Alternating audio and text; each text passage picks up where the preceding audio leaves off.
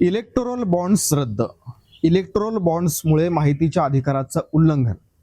Electoral bonds असंवैधानिक अशा बातम्या ऐकायला पाहायला मिळत आहेत. कारण इलेक्टोरल बॉन्ड्स आता खरंच रद्द झालेले आहेत. या संदर्भातला निर्णय सर्वोच्च न्यायालयाने घेतलेला आहे.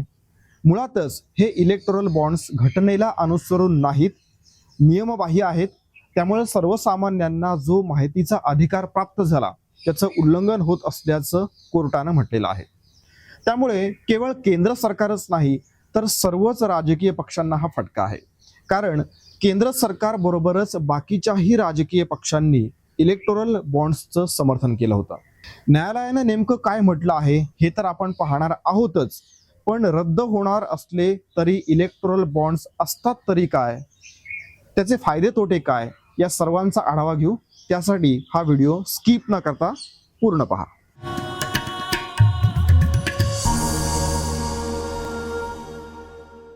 इलेक्टोरल बॉन्ड्स म्हणजेच निवडणूक रोखे.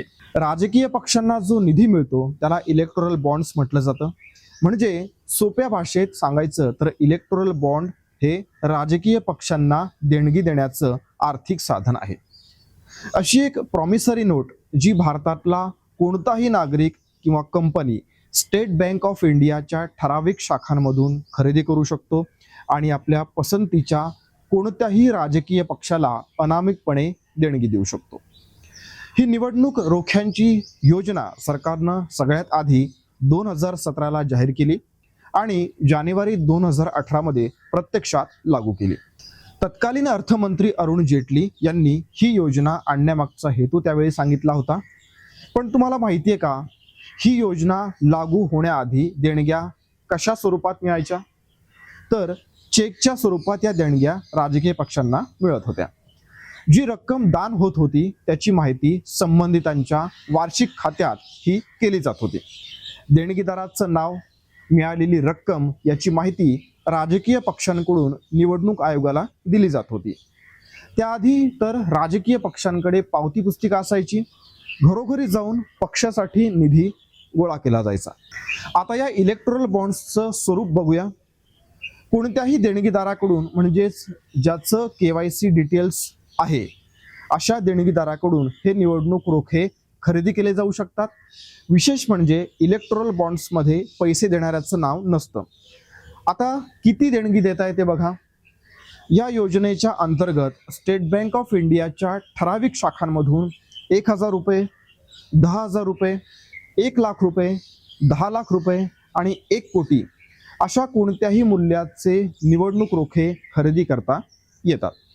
इलेक्टोरल बॉन्ड्सचा कार्यकाळ फक्त 15 दिवसांचा असतो. या कालावधीच्या दरम्यान ते लोकप्रतिनिधी कायद्याअंतर्गत नोंदणीकृत राजकीय पक्षांना देणगी देण्यासाठी वापरले जाऊ शकतात. लोकसभा किंवा विधानसभेच्या मागच्या सार्वत्रिक निवडणुकीत किमान 1% मते मिळवलेल्या राजकीय पक्षांनाच निवडणूक रोख्यांच्या माध्यमातून देणगी दिली जाऊ शकते. या योजनेच्या अंतर्गत निवडणूक रोखे जानेवारी, एप्रिल, जुलै आणि ऑक्टोबर या महिन्यामध्ये खरेदीसाठी उपलब्ध करून दिले जात असतात. लोकसभा निवडणुकीच्या वर्षात केंद्र सरकारनं अधिसूचित केलेल्या 30 दिवसांच्या अतिरिक्त कालावधीत देखील हे निवडणूक रोखे जारी केले जाऊ शकतात. हे इलेक्टोरल बॉन्ड्स वापरणं तर फारच सोपं आहे. हे बॉन्ड्स 1000च्या पटीत ऑफर केले जात असतात. SBIच्या काही ठराविक शाखांमध्येच ते मिळत असतात. स्टेट बँक ऑफ इंडियाच्या 29 शाखांना इलेक्टोरल बॉन्ड्स जारी करण्यासाठी आणि कॅश करण्यासाठी अधिकृत करण्यात आलं होतं. या यादीमध्ये मुंबई, नवी दिल्ली, कोलकाता, बेंगळुरू, चेन्नई, चंदीगड, गांधीनगर, जयपूर, भोपाळ, पाटणा, रांची, गुवाहाटी या ठिकाणच्या SBI शाखांचा समावेश आहे. KYC असलेला खातेदार असे बॉन्ड्स खरेदी करून नंतर ते कोणत्याही राजकीय पक्षाला दान करू शकतो. यानंतर ज्याला ते बॉन्ड्स मिळतात तो त्याचं रोखीत रूपांतर करतो. ते रोखे एनकॅश करण्यासाठी संबंधित पक्षाचं व्हेरीफाईड अकाउंट वापरलं जातं. ही प्रक्रिया 15 दिवसांची असते, म्हणजेच ते 15 दिवस वैध असतात. राजकीय पक्षांना हे रोखे मिळतात, पण कोणत्या तेही पाहणं गरजेचं आहे. कारण आपल्या देशात राजकीय पक्षांची संख्या मोठी आहे. त्यामुळे या संदर्भात नियम देखील आहेत. यानुसार देशातल्या सर्व रजिस्टर्ड म्हणजेच नोंदणीकृत राजकीय पक्षांना हे बॉन्ड्स मिळत असतात. मतांची अट आहे ती अशी की संबंधित पक्षाला गेल्या सार्वत्रिक निवडणुकीत किमान 1% किंवा त्यापेक्षा जास्त मतं मिळालेली असली पाहिजेत.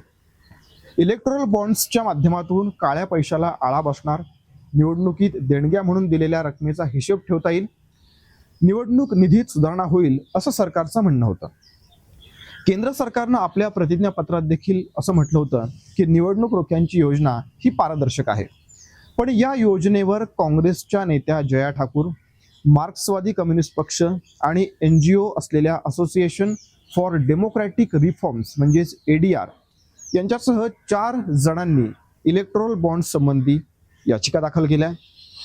आता या याचिकाकर्त्यांचं म्हणणं असं होतं की इलेक्टोरल बॉन्ड्स पारदर्शक नाहीयेत, यामध्ये गुप्त पद्धतीनं निधी दिला जातो आणि याचाच परिणाम या पारदर्शकतेवरती होत असतो. राज्यघटनेच्या कलम 19(1)(अ) चं उल्लंघन या माध्यमातून होतं. माहितीच्या अधिकाराचं देखील या योजनेमधून उल्लंघन होत असल्याचं याचिकाकर्त्यांचं म्हणणं आहे. आता न्यायालयानं देखील आपलं निरीक्षण नोंदवलेलं आहे. इलेक्टोरल बॉन्ड्स वरची सुनावणी गेल्या वर्षी 31 ऑक्टोबर पासून सुरू झाली होती. या सुनावणीसाठी मुख्य न्यायमूर्ती DY चंद्रचूड यांच्या खंडपीठात न्यायमूर्ती संजीव खन्ना, न्यायमूर्ती BR गवई, न्यायमूर्ती JB परडीवाला आणि न्यायमूर्ती मनोज मिश्रा यांचा समावेश आहे.